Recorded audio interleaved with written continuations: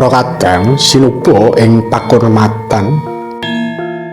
Ing dina punika kita nyandak pusaka ora mung nyekel wujud wesi, ananging nyawiji marang daya batin ing liputi saben cengkal pamor lan dapure. Kita kudu eling bilih pusaka iku ora mung bondo kang katon, ananging piandel kang gaib. Pangeling-eling marang asal usul lan pituduhing urip. Ngumbara rasa ngresapi swara suwung nganti nyawiji karo napas bumi lan getering langit. Sumangga kita mbabar isi lan makna pusaka. Keris Megantara kang hanggadhahi ganja wilut pamor Braswutah.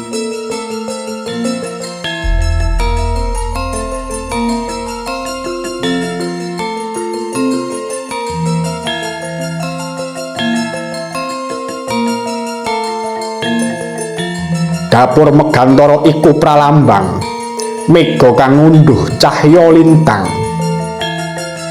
Mega iku langit kang nglimputi jagat, tandha kawicaksanan lan weninging pikir. Tandha yen sing nggawa keris iki kudu nduweni ati adem, ora gampang kegodha hawa nafsu lan tasah bisa nyawiji karo kahanan apa wae.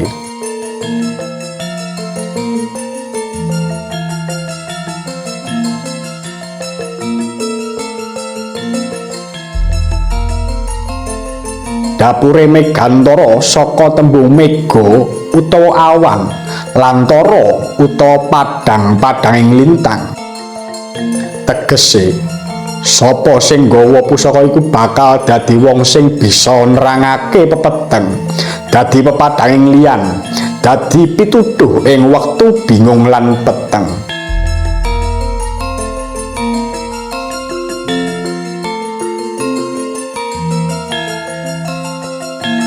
Pusaka iki nggadhahi ganja wilut. Ganja wilut iku ora mung sewates wujud kang beda, ananging duweni pralambang keteguhan lan daya tahan. Wilut tegese ngliwati rintangan tanpa luntur. Maknane yaiku sifat pantang mundur lan ora gampang kegoyang senadyan kena coban. Dadi ganja wilut iku minangka landesan spiritual ngajeni tumindak sing andhadhasar tekad lan ketulusan.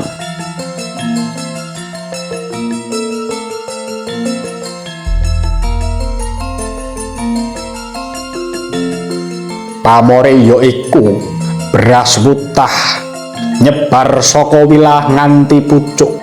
Maknane Braswutah iku lambang kemakmuran lan rejeki kang ora ana enteke.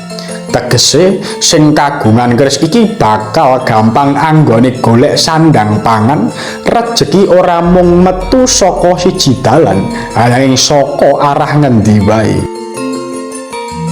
Kajaba iku, pamor iki uga dadi tandha kawecikan lan tuluse penggawa.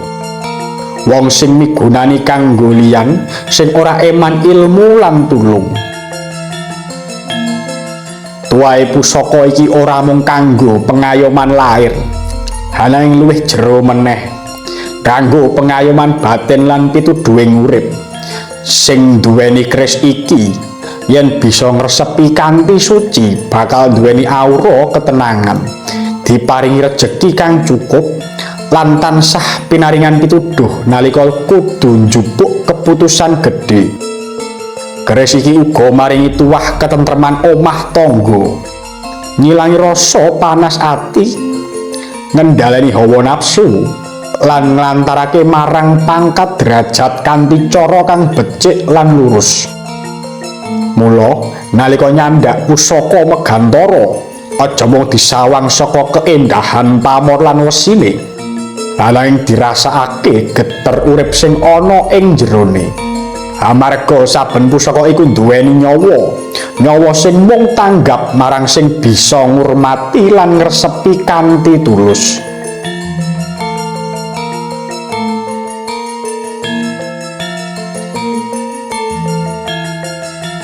Ing pungkasan, sing ngasta pusaka kudu bisa ngasta rasa sing nyawiji marang sejatining urip. Ana ing pepadang lan pepeteng sing padha gandeng ing sajroning rasa sejati.